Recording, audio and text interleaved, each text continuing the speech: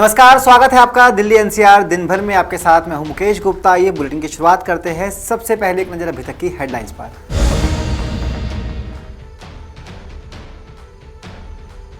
Najafgarh Dhansa bus stand के बीच शुरू हुई मेट्रो सेवा। सीएम केजरीवाल और केंद्रीय मंत्री हरदीप पुरी ने किया उद्घाटन।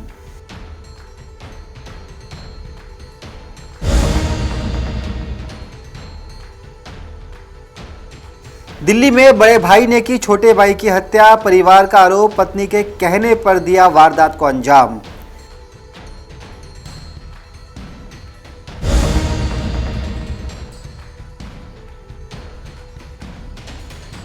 नई दिल्ली रेलवे स्टेशन पर हुई खास व्यवस्था। यात्रियों को मिलने लगेगी और ज्यादा सहूलियतें।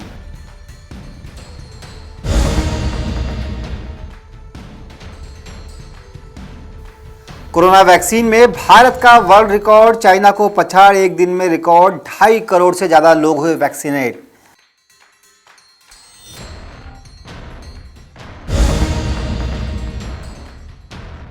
और दिल्ली में नशे के लिए पैसे देने से इनकार करने पर डंडे से पीट कर युवक की हत्या। सीसीटीवी में कैद हुई वारदात।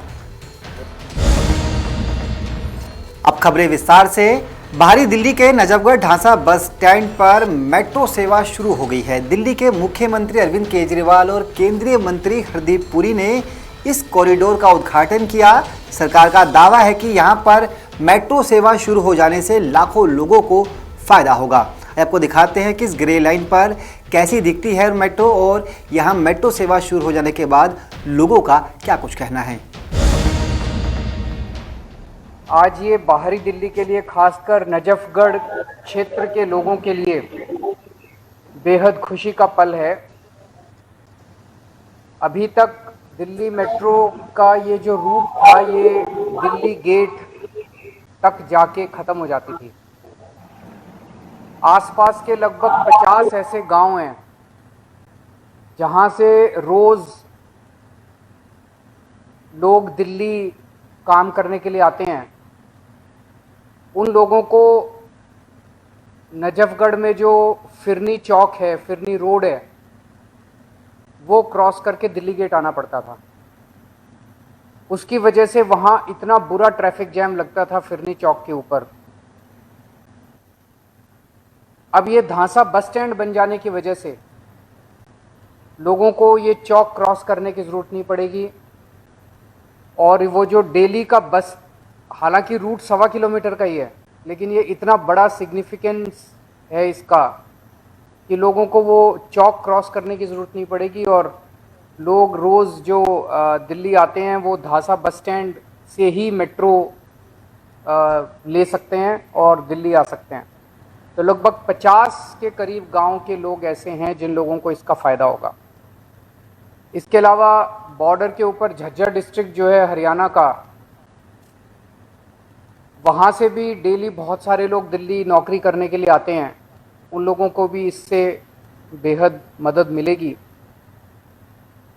मुझे याद है 2015 फरवरी में दिल्ली के जब चुनाव हुए थे, उन चुनावों के प्रचार के लिए जब मैं इस इलाके में जाया करता था तो लोगों की डिमांड थी कि जी ये 1 किलोमीटर का सेक्शन है, एक स्टेशन और यहाँ बनना चाहिए। हमने उनको प्रॉमिस किया था और सरकार बनने के कुछ महीनों के अंदर ही हमने ये वाला जो स्ट्रेच है और ये ढांसा बस स्टैंड है, ये दिल्ली सरकार ने अप्रूव किया था। केंद्र सरकार ने इसको एक्सेप्ट किया। हम केंद्र सरकार के शुक्रगुजार हैं।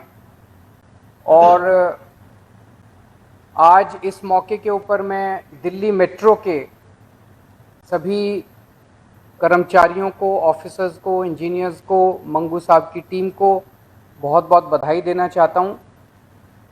खासकर केंद्र सरकार को धन्यवाद देना चाहता हूँ जो पूरी दिल्ली मेट्रो, केवल यही स्ट्रेच नहीं, पूरी दिल्ली मेट्रो की जो जर्नी है, इस पूरी यात्रा के अंदर जिस तरह से दिल्ली के लोगों का केंद्र सरकार ने सहयोग किया है, उसके लिए मैं केंद्र सरकार का तहे दिल से शुक्रिया अदा करना चाहता हूँ। नजफगढ़ के लोगों को और पूरे दिल्ली की जनता को एक बार फिर से बहुत बहुत बधाई। शुक्रिया।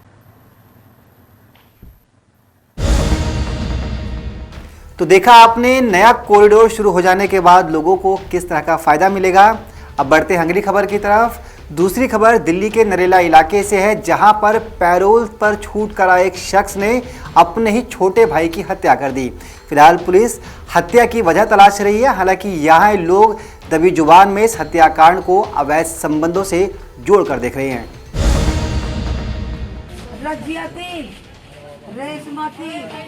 राजधानी दिल्ली के नरेला से एक हैरान कर देने वाला मामला सामने आया है। दरअसल उत्तरी दिल्ली के नरेला में पैरोल पर आए बड़े भाई सदाकत अली ने अपने छोटे भाई नदीम की चाकू से गूंथकर हत्या कर दी। हत्या की वजह अभी तक पुलिस की तरफ से साफ नहीं की गई है, लेकिन परिवार के लोग अवैध संबंध हत्या की वजह बता रहे हैं। खबरों की माने तो सदाकत अली ने मृतक नदीम के साले के साथ मिलकर नदीम की हत्या कर दी। नदीम का बड़ा भाई सदाकत अली कुछ दिन पहले ही जेल से पैरोल पर आया था। वो हत्या के केस में जेल में बंद था। नदीम के परिवार के बाकी सभी लोग आरोप लगा रहे हैं कि बड़े भाई ने छोटे भाई की हत्या पत्नी के कहने पर की है। अच्छा, ये जो भाई ने भाई की हत्या की है, क्या कारण है, क्यों हत्या की है? ये मेरी जो भाई मरा है उसकी बहू वाइफ के और मेरे बड़े भाई के रिलेशन खराब थे 1.5 साल से, इसी कारण ये हत्या करी गई है। वो ये कहता था कि इसके साथ संबंध मत रख, जब मैं तेरा आदमी हूँ। तो वो ये कहती थी कि मुझे तू नहीं वो चाहिए। उसी कारण उसने उसकी बीवी को 2 दिन पहले बहुत मारा, बहुत ही ज्यादा। ये है सर, ये उसकी बड़े भाई ने और छोटे भाई की पत्नी ने। हाँ जी, उन दोनों ने उसे 2 दिन पहले बहुत मारा। इनने कहीं जाने की कोशिश करी थाने वगैरह में, तो इसे घर में ही बंद कर लिया। ये जा नहीं पाई, लेकिन आखिरकार उसकी हत्या कर दी गई। वो जो हत्या करने वाला वो भी फरार है, और जो उसकी वाइफ है वो थाने में है। सर रात को उसको छोड़ दिया गया था, अब कोई पता नहीं, ना कोई सुनवाई है ना कुछ बता रहे है। हैं कि छोटे भाई की पत्नी ने उसकी वीडियो बना के वीडियो में ना ब्लैकमेल कर रखा, जो उनके अवैध संबंध थे कि अगर या तो तू अपने भाई को मारेगा, वरना 76 में मैं तुझे बंद करवाऊंगी। फिलहाल नरेला थाना पुलिस ने शव को पोस्टमार्टम के लिए भेज दिया है और मृतक नदीम की पत्नी को हिरासत में लेकर पूछताछ की जा रही है। साथ ही बाकी आरोपियों की तलाश जारी है। दिल्ली से नवोदय टाइम्स के लिए अनिल कुमार की रिपोर्ट। कोई घर ऐसा नहीं छोड़ा जिसके घर पैसे नहीं रखे इसने। केंद्रीय रेल मंत्री अश्विनी वैष्णव ने नई दिल्ली रेलवे स्टेशन पर एक नए फूड कोर्ट का उद्घाटन किया है। केंद्रीय मंत्री का दावा है कि इस फूड कोर्ट के बाद लोगों को खाने पीने की कोई समस्या नहीं होगी। आपको बता दें कि नई दिल्ली रेलवे स्टेशन पर पहले से ही एक फूड कोर्ट मौजूद है। हालांकि नया फूड कोर्ट बेहद खूबसूरत है और यहाँ पर लोगों का भी खास ध्यान रखा गया है। नई दिल्ली रेलवे स्टेशन पर एक और फूड प्लाजा शुरू किया गया है। प्लेटफॉर्म नंबर 1 पर पहले से फूड कोर्ट है। अब अजमेरी गेट की तरफ से प्लेटफॉर्म नंबर 16 पर भी इस तरह की सुविधा उपलब्ध होगी। रेल मंत्री अश्विनी वैष्णव ने शुक्रवार को इसका उद्घाटन किया। IRCTC ने चेन्नई के PKS हॉस्पिटैलिटी ग्रुप के साथ मिलकर इसे शुरू किया है। ये 6000 वर्ग फीट में फैला हुआ है। पहली मंजिल पर 120 लोगों के बैठने की क्षमता है। इसके भूतल पर खड़े होने की सुविधा है। पॉप एंड हॉप नाम के इस फूड प्लाजा में यात्रियों को 24 घंटे कई महत्वपूर्ण ब्रांड के व्यंजन मिलेंगे। रेल मंत्री ने प्लेटफॉर्म पर पहले से चल रहे फूड स्टॉल का निरीक्षण किया। उन्होंने स्टॉल संचालकों और वहां मौजूद यात्रियों को डिजिटल माध्यम से भुगतान को बढ़ावा देने की सलाह दी। रेल मंत्री ने नई दिल्ली रेलवे स्टेशन पर इलेक्ट्रिक व्हील चेयर सुविधा की भी शुरुआत की। इससे पहले हजरत निजामुद्दीन रेलवे स्टेशन पर यह सुविधा शुरू की गई थी। आने वाले दिनों में दिल्ली के अन्य बड़े स्टेशनों पर यात्रियों को यह सुविधा मिलेगी। इससे बुजुर्ग व बीमार यात्रियों को सुविधा होगी। आपको बता दें कि निजी संस्था के साथ मिलकर यह सुविधा शुरू की गई है। इसके लिए गूगल प्ले स्टोर से wheel chair mobile app download करना होगा। इस ऐप के माध्यम से यात्री व्हील चेयर की बुकिंग कर सकेंगे। इसके लिए यात्री को 250 रुपए का भुगतान करना होगा। ब्यूरो रिपोर्ट, नवोदय टाइम्स, नई दिल्ली। तो देखा आपने, इससे पहले इसी रेलवे स्टेशन पर इलेक्ट्रिक व्हील चेयर की भी शुरुआत की जा चुकी है। हालांकि केंद्र सरकार का दावा है कि देश भर के तमाम रेलवे स्टेशंस को इसी तरह का हाईटेक बनाया जाएगा। अब बढ़ते हैं अगली खबर की तरफ। आपको बता दें कि प्रधानमंत्री नरेंद्र मोदी के जन्मदिवस यानी कि 17 सितंबर को देश भर में रिकॉर्ड वैक्सीनेशन का प्रोग्राम रहा। एक दिन के अंदर ही भारत में 2.5 करोड़ लोगों को वैक्सीन लगाई गई। दावा किया जा रहा है कि भारत ने चाइना का भी रिकॉर्ड तोड़ दिया है। देखिए खास रिपोर्ट। देश के प्रधानमंत्री नरेंद्र मोदी का 71वां जन्मदिन 17 सितंबर को था। इस मौके पर देशवासियों ने पीएम मोदी को एक खास तोहफा दिया। दरअसल शुक्रवार को भारत ने कोरोना वैक्सीन लगाने का वर्ल्ड रिकॉर्ड बनाते हुए पड़ोसी देश चीन को भी पीछे छोड़ दिया। देश में एक दिन में 2.5 करोड़ से ज्यादा लोगों को कोरोना की वैक्सीन लगाई गई, जो अब तक का वर्ल्ड रिकॉर्ड है। पीएम मोदी ने भी इस उपलब्धि पर ट्वीट करके खुशी जाहिर की। प्रधानमंत्री ने ट्वीट करते हुए लिखा, हर भारतीय आज रिकॉर्ड संख्या में किए गए वैक्सीनेशन को लेकर गौरवान्वित होगा। मैं वैक्सीनेशन अभियान को सफल बनाने के लिए हमारे डॉक्टरों, प्रशासकों, नर्सों, स्वास्थ्य सेवा और फ्रंट लाइन के सभी कर्मियों की सराहना करता हूं। कोविड-19 को हराने के लिए वैक्सीनेशन को बढ़ावा देते रहें। शुक्रवार को 2.5 करोड़ से ज्यादा वैक्सीन डोज लगाने के बाद भारत ने चीन के रिकॉर्ड 2 करोड़ 47 लाख डोज को भी पीछे छोड़ दिया। इतना ही नहीं, कई छोटे देशों की कुल जनसंख्या से भी ज्यादा के आंकड़े में वैक्सीन डोज भारत ने सिर्फ एक ही दिन में लगा दिए। अगर न्यूजीलैंड जैसे देशों की बात करें तो उनकी जनसंख्या 5 गुना ज्यादा टीके हमारे देश में सिर्फ कुछ ही घंटों के भीतर लग गए हैं। केंद्रीय स्वास्थ्य मंत्री मनसुख मांडविया ने ट्वीट करते हुए लिखा, प्रधानमंत्री नरेंद्र मोदी जी के जन्मदिवस पर भारत ने आज इतिहास रच दिया।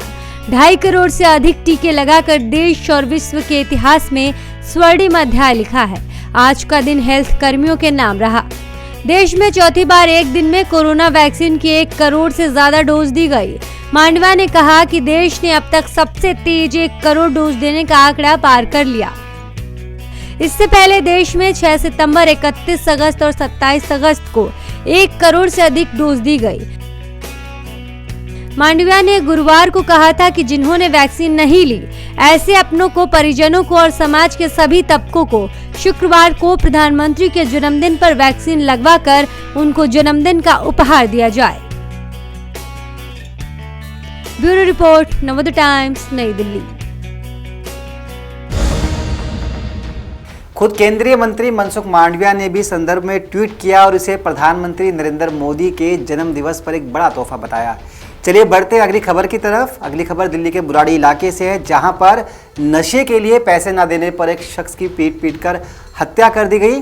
हत्या का पूरा वाकया यही लगे एक सीसीटीवी कैमरे में रिकॉर्ड हो गया। हालांकि पुलिस ने संदर्भ में एक शख्स को गिरफ्तार कर लिया है और उसे आगे की पूछताछ की जा रही है।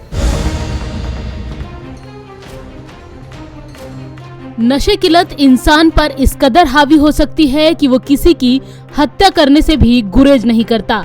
ऐसा ही एक मामला देश की राजधानी दिल्ली में सामने आया है, जहां बुराड़ी थाना क्षेत्र के संत नगर इलाके में लगे इन सीसीटीवी कैमरों में सरेआम पीट कर हत्या की ये वारदात कैद हुई है। इलाके में रहने वाले नशे के आदी कमल नाम के इस शख्स ने स्मैक के लिए पैसे न देने पर अपने ही एरिया में रहने वाले जितेंद्र की डंडे से पीट कर हत्या कर दी। इस दौरान कोई भी जितेंद्र को बचा नहीं पाया। ये क्यों झगड़ा हुआ, आपको क्या मालूम पड़ा? ये जो आदमी है, कमल नाम का आदमी, उस दिल्ली का गली नंबर 16 में रहता है। इसका पेशा यही है, स्मैक पीता है। ये लोगों से आने वाले रास्ते के अंदर ये पैसे छीनता है, जबरदस्ती पैसे लाओ, हमारे को पैसे दो। एक आदमी से 1 घंटा पहले इसने पैसे छीने तो 7:30 या 7:45 का टाइम था। उसके बाद में ये जितेंद्र उर्फ अन्नू, ये अपने मालिक के घर पे जो होकर के उस गली से गुजर रहा था, वो इससे भी उसने पैसे मांगे और उससे कहता ये पैसे दे, नहीं देगा तो मैं तुझे मारूंगा। इतनी देर में डंडा उठा करके इसके सर पर 2-3 का वार मेरे ये वहीं पे आया तो क्या। सीसीटीवी फुटेज में भी साफ देखा जा सकता है कि बीती रात काम से घर लौट रहे जितेंद्र को कमल पहले रास्ते में रोकता है और फिर पैसे देने से इनकार करने के बाद दोनों के बीच झगड़ा शुरू हो जाता है। इस दौरान नशे का आदी कमल अपना आपा खो बैठता है और जितेंद्र पर डंडों से कई वार कर देता है। घायल जितेंद्र बेसुध होकर जमीन पर गिर पड़ा। वहीं स्थानीय लोगों की मदद से उसे आनन फानन में ट्रॉमा सेंटर ले जाया गया, जहां डॉक्टरों ने उसे मृत घोषित कर दिया। मालूम यह है कि मैं बाहर से आया तो मैंने देखा एक आदमी पड़ा हुआ यहाँ पे, सर में डंडा लगा हुआ था, काफ़ी क्रिटिकल कंडीशन थी, तो काफ़ी भीड़ लगी हुई थी। मैंने फिर 100 नंबर में फ़ोन किया, एम्बुलेंस को फ़ोन किया, वो तत्काल नहीं आ पाई, तो मैंने पर्सनल गाड़ी बुक करवाई और चला गया। ऑन द स्पॉट जहाँ गया वो ट्रॉमा सेंटर में, वहाँ डेड हो गई। डंडों से मारे थे सर? डंडे से लगा था। वारदात को करीब रात 8 बजे सरेआम सड़क पर अंजाम दिया गया। सीसीटीवी फुटेज में भी दिल्ली में खत्म होती इंसानियत की तस्वीर देखने को मिली है।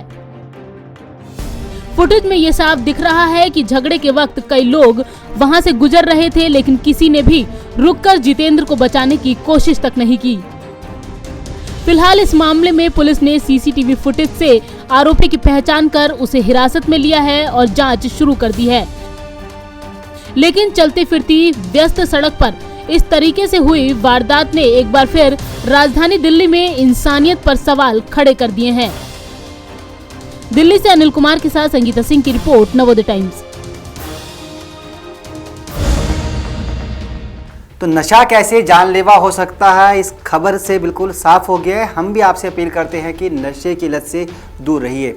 दिल्ली एनसीआर के इस बुलेटिन में फिलहाल के लिए इतना ही। मुझे दीजिए इजाजत। नमस्कार।